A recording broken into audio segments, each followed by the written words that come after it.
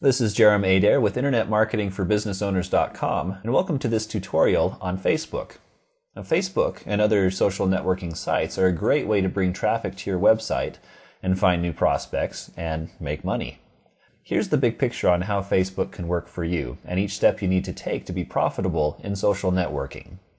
Step 1. For those of you who don't have one yet, create a Facebook profile. Your profile is where people get to know you, and there are some things you want to make sure your profile contains, and some things that are not a good use of your time. Because our purpose here is to do the things that make us money and not bother with the time wasters. And I'll give you details on what you want to do while setting up your profile in the next tutorial. Step 2.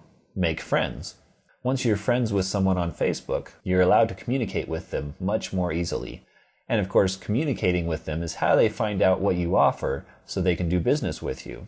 If they don't know who you are and what you offer, there's no chance they're going to buy anything from you, right? So step 2 is to collect friends. And not just any friends, but the ones who are most likely to be interested in what you offer. The best way to meet these people is through Facebook groups. Whoever your target market is, there's a group out there that caters to those people. There are likely several. And you're going to find these groups and start becoming friends with the people in those groups.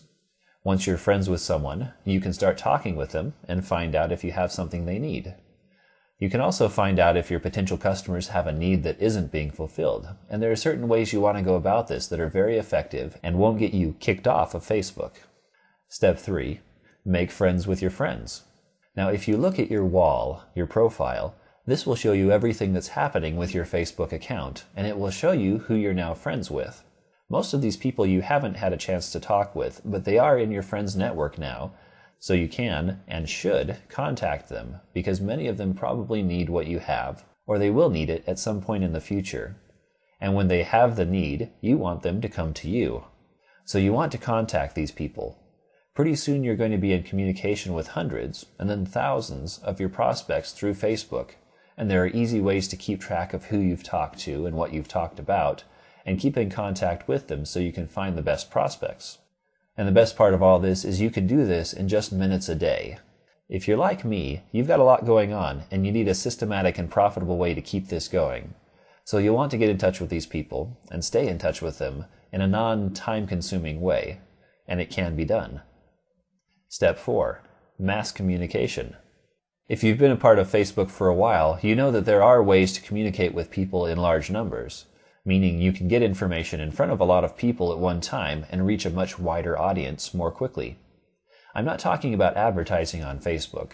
What I'm talking about is reaching the masses through groups and through sending messages to your own friends in bulk. Now, if you've been a part of Facebook for a while, you know that mass communication is mostly ineffective on Facebook, except under certain circumstances where it works very well. And you'll want to take advantage of this ability to communicate with large numbers of people, and if done correctly, it will benefit your business a lot. Mass communication can and should be done on Facebook, and we'll talk more about how to make that work for you. Step 5. Create a group. In many cases, creating your own group on Facebook is a great idea.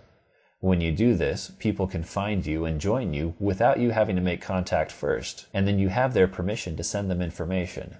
You want to create a group that builds itself and gains a lot of momentum and members quickly, but if you look around, you'll notice that most Facebook groups aren't really going anywhere.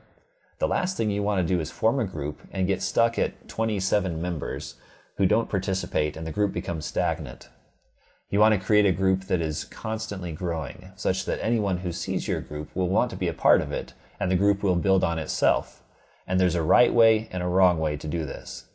If you do this correctly, then your influence among your prospects will grow exponentially, and you'll become a leader in your field on Facebook. And that's the position you want to be in. Starting a successful group is not difficult if you have a few things in place and you know how to best get it started. And there are a couple other advanced things that you can do on Facebook to really get things rocking that we'll talk about, as well as some of the common time wasters and ineffective activities that a lot of business owners don't realize are hurting their business. As an overview, I hope this has given you a good overall idea on how to use Facebook. The next step is just properly putting these things into practice, and that's what the other tutorials are all about. Thank you for joining me, and I'll see you in the next tutorial.